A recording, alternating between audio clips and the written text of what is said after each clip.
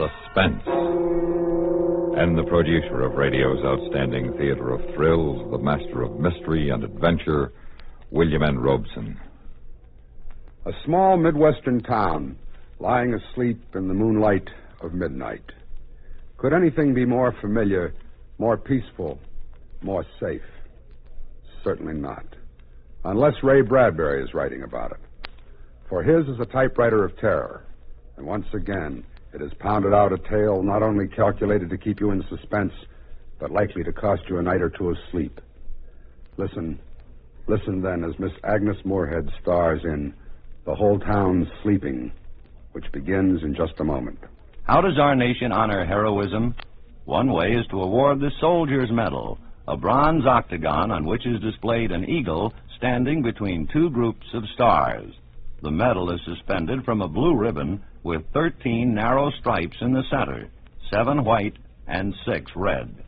One of the newest and least known of all the American decorations, the Soldier's Medal, authorized in 1926, is bestowed for heroism not involving actual conflict with an armed enemy. There are many forms of gallantry in addition to those demonstrated in battle. The Soldier's Medal was conceived to honor those soldiers who, in non-combat situations, perform bravely and at great peril to themselves. Men who serve as an inspiration to others. The Soldier's Medal holds an important place among America's awards for heroism. And now,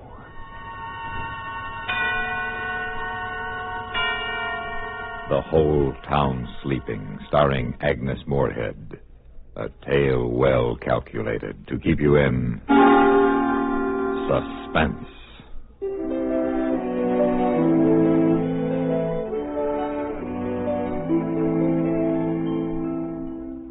It was a warm summer night in the middle of Illinois country.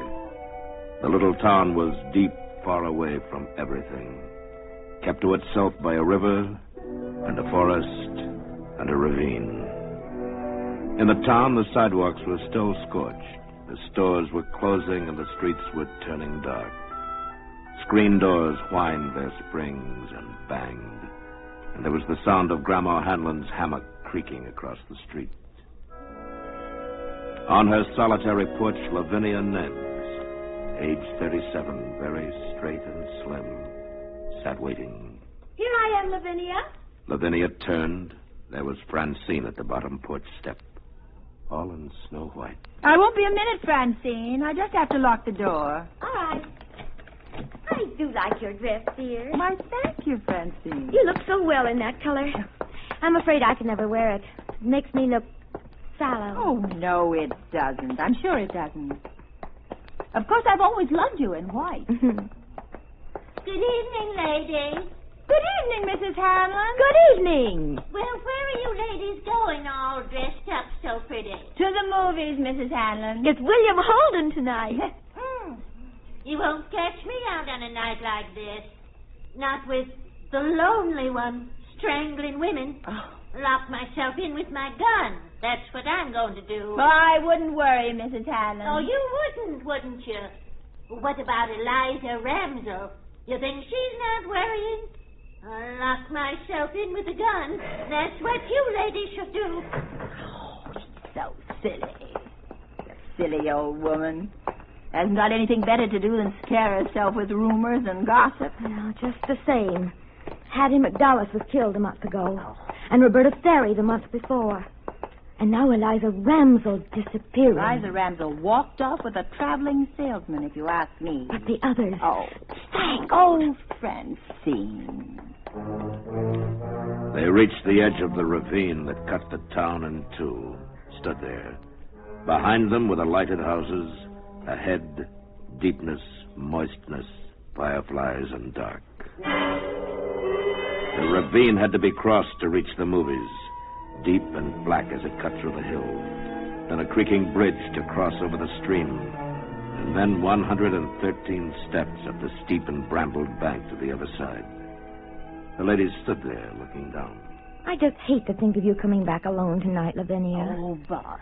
I do wish you didn't live on this side of town. Don't you get lonely living by yourself in that house? Oh, maids love to live alone. Come on, we'll take the shortcut. I'm afraid even in the dusk.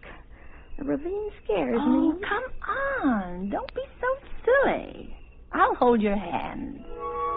Lavinia, cool as mint ice cream, took her friend's arm and led her down the dark, winding path into the cricket warmth and frog sound and mosquito-delicate silence. Let's run. Lavinia, please. No, why should we? If Lavinia hadn't turned her head just then, she wouldn't have seen it. But she did turn her head, and it was there. Back among a clump of bushes, half hidden but laid out as if she'd put herself there to enjoy the soft stars, lay Eliza Ramsell, her face moon-freckled, her eyes like white marble. And then Francine saw it, too, and the women stood on the path for a frozen second, not believing what they saw.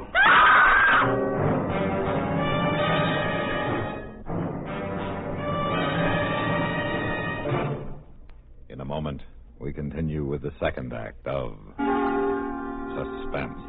Another visit with Joe and Daphne Forsythe. Joe, Yeah, Daphne. you think I should go on a diet? No. But I'm adding weight. Only in the right places. Flatterer. Seriously, if I put on any more pounds, I'll be out of style. What style? The current one. It calls for that slim, chic look. The beanpole look, you mean. Boy, I don't get it. Here we are, citizens of the healthiest country on earth, with hundreds of different kinds of good food. And what are Americans doing? They're starving themselves. Well, it's fashionable. I don't want you to lose interest in my figure. Don't worry, I won't. Say, speaking of that, look at this. Here's a figure with real interest. Oh? $45 billion. It says here in the paper that the investment in United States savings bonds has reached more than $45 billion. What do you think of that figure? That's a lot of money. And just think, every $3 invested in bonds pays back $4. That's real interest for you. I know. And every savings bond is guaranteed by the government. Right. Oh, Joe, I wish you cared about my figure the way you do about those bonds you buy every payday. Honey, I've got great interest in both. Well, you just see that you stay that way. And now, starring Agnes Moorehead, Act 2 of The Whole Town Sleeping.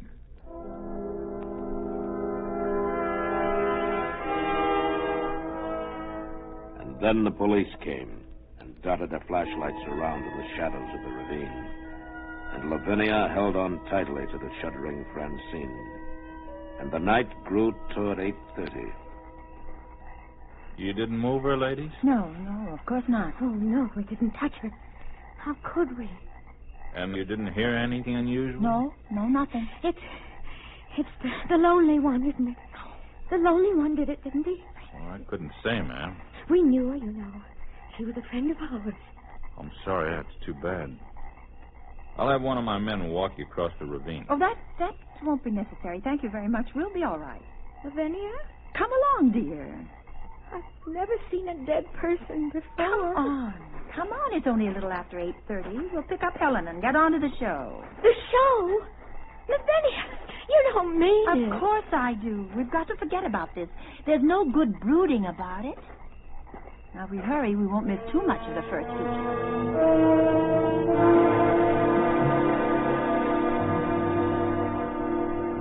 Well, I thought you'd never come. You're an hour late. Well, Helen, you see... Someone's found Eliza Ramsell dead in the ravine. Oh, no. Who found her? Well, we don't know. How awful. Oh, I don't think we'd better go to the show tonight. Oh, of course we will. The last showing today, and I wouldn't miss William Holden for the world.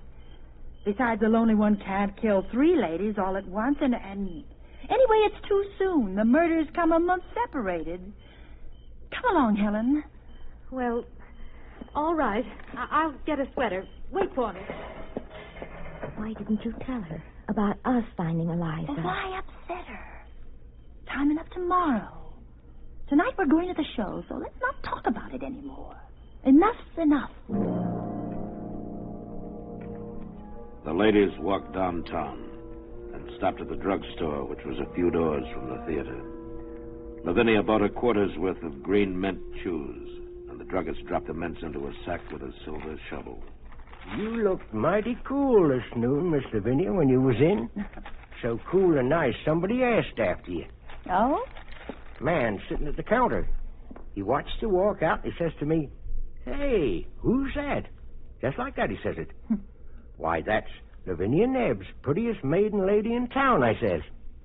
"Beautiful, so beautiful," he says. Where she live? You didn't give him her address. Well, now, I didn't give him the exact address. I said over on Park Street, near the ravine. Hope you didn't mind. Well, that settles it. We're going straight home. That man asking for you, Lavinia. You're next. You want to be dead in that ravine? Oh, nonsense. I'm not going to miss the movie. You two can do what you want. I'm going.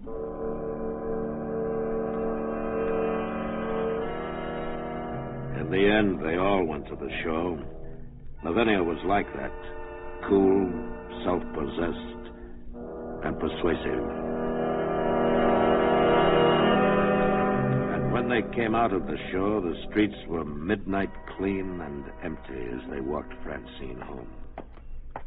Lavinia, Helen, stay here with me tonight. It's late. Mrs. Murdoch has an extra room. No, thanks. I don't sleep well away from my own bed. Please, Lavinia, please. I promise I'll call you the very minute I get home. Will you? Yes. Will you really? Yes, I promise. Now, Helen, you make a promise to call you, too. I will. Oh, good night. Good night. Oh, please, be careful. Now, I'll walk you home, Helen.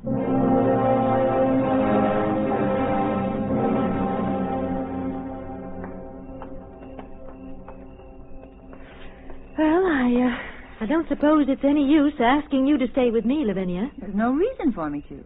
You've certainly acted strangely all evening. I'm just not afraid, that's all. And anyway, the lonely one wouldn't be around. Not now with the police discovering Eliza's body and all. Oh, I feel so guilty. I'll be drinking a cup of coffee just about the time you get to the ravine. Oh, that awful bridge in the dark. Oh, you will call us the minute you get home, won't you? I won't sleep a wink if you don't. I promise you I'll call. Now, good night. Good night. Lavinia Nebbs walked down the midnight streets, down the late summer silence. She saw the houses with their dark windows, and far away she heard a dog barking.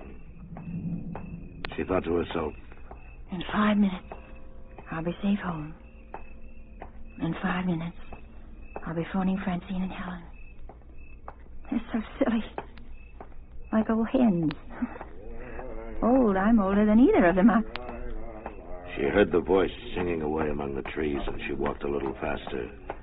And then coming down the street toward her in the dimming moonlight was a man. Well, look who's here. What a time of night for you to be out, Miss Nebbs. Officer Kennedy. Oh, I'm so glad it's you. Anything wrong, Miss Nebbs? No, nothing at all. I'm just glad it's you. You know you shouldn't be out so late. Yes, I know. I've been to the movies. The Late Show. Well, I'd better see you across the ravine. No. Thank you. I can make it fine. Moon's going to be behind the trees. It'll be pretty dark. Well, I'm not afraid of the dark, Mr. Kennedy. Are you sure you'll be all right? Yes, quite sure. Thank you. Well, I'll tell you what. I'll wait here till you're across. If you need help, just give a yell and I'll come a-running. Oh, thank you. Good night. Good night, Miss Nebbs. As Lavinia walked on, she thought, I won't walk in the ravine with any man. How do I know who the lonely one is? He could be anyone. Then the ravine. She stood at the top of the 113 steps that led down the steep brambled bank and across the creaking bridge. Then 100 yards and up through the black shadows to Park Street and home. 3 minutes from now, I'll be putting my key in the house door. Nothing can happen. Nothing. And she started down the dark black steps into the deep ravine night, counting as she went. 1, 2, 3, 4, 5,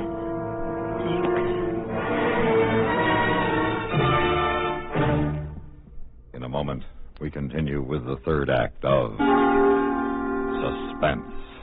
We have, together, ample capacity and freedom to defend freedom.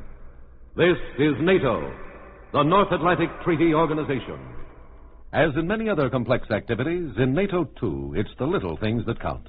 For instance, spare parts for the armed forces equipment of NATO countries. This complex problem is handled by the NATO Supply Center at Châteauroux, France, which assists NATO countries in providing a common system for supply of spare parts. The United States of America is a part of NATO. You should be aware of and alert to the programs and objectives of the North Atlantic Treaty Organization. And now, starring Agnes Moorehead, Act 3 of The Whole Town Sleeping.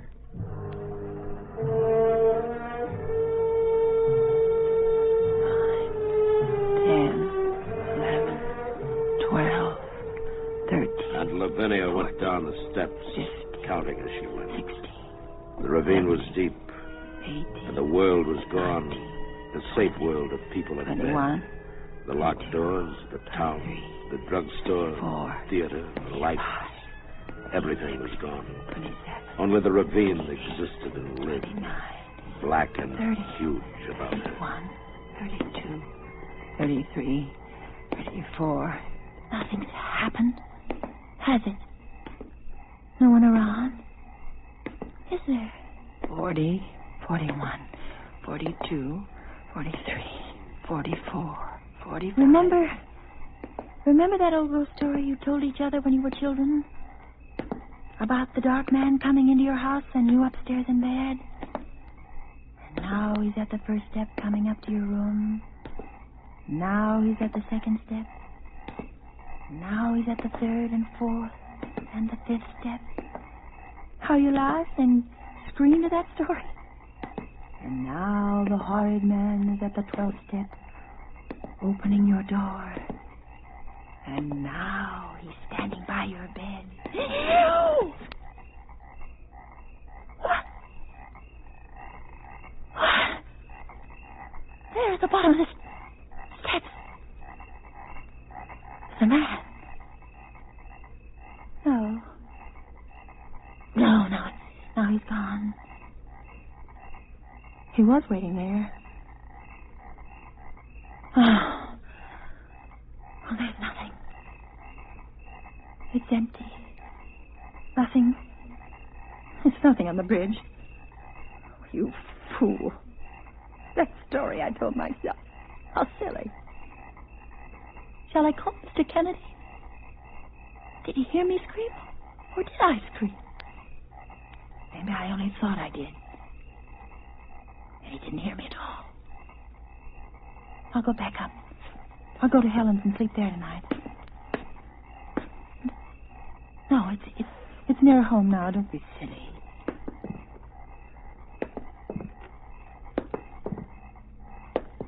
Wait. Someone's following me. Someone's on the steps behind me. I don't dare turn around. Every time I take a step, he takes one.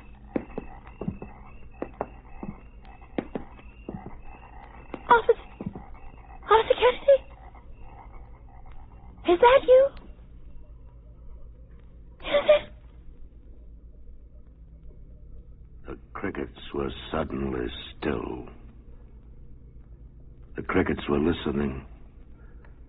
The night was listening to her. Then there was a sound. Only a woodchuck surely beating a hollow log. No, it was Lavinia Nebbs. It was most surely the heart of Lavinia Nebbs. And she went down the steps faster, running now down the steps, plunging faster and faster, down into the pit of the ravine. Away. Cross the bridge. Run, don't turn. Don't look. If you see him, you'll not be able to move. You just run. Up the path between the hills, the top of the path, the street, and even with the light, the fear swirled about her, closing in, pressing. Please, give me time to get inside and lock the door, and I'll be safe.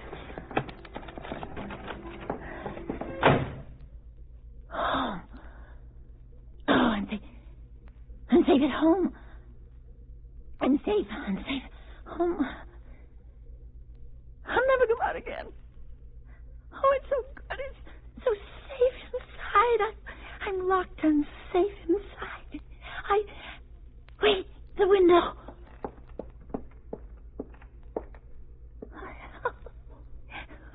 Wait, there's no one there at all. There's nobody. There was no one following me at all. Nobody running after me. How silly. If a man had been following me, he'd have caught me. I can't run as fast as a man. I wasn't running from anything except me. The ravine was safer than safe.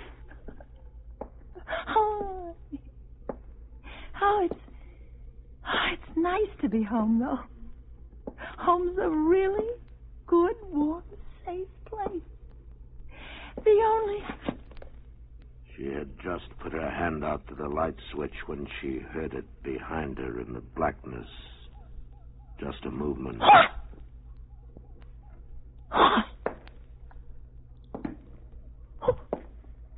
Who is it? Beautiful. So beautiful.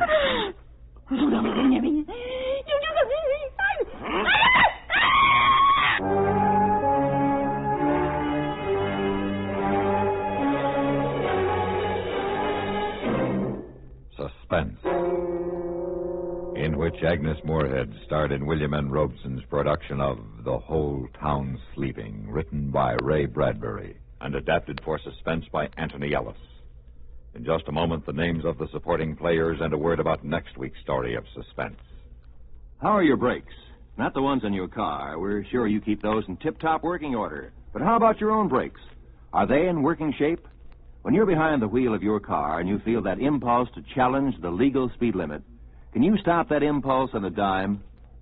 When a less courteous driver does something downright stupid that may inconvenience you, are you likely to do something twice as foolish, just to show him he can't push you around? Or can you say halt to your anger before it leads to an accident? Students of human behavior have discovered that most of the accidents on our highways are the result of emotional immaturity.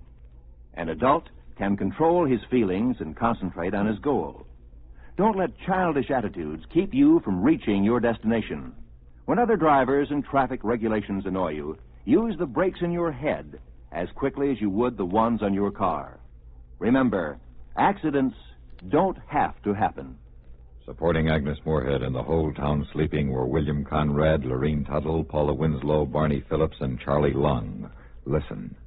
Listen again next week when we return with another tale well calculated to keep you in suspense.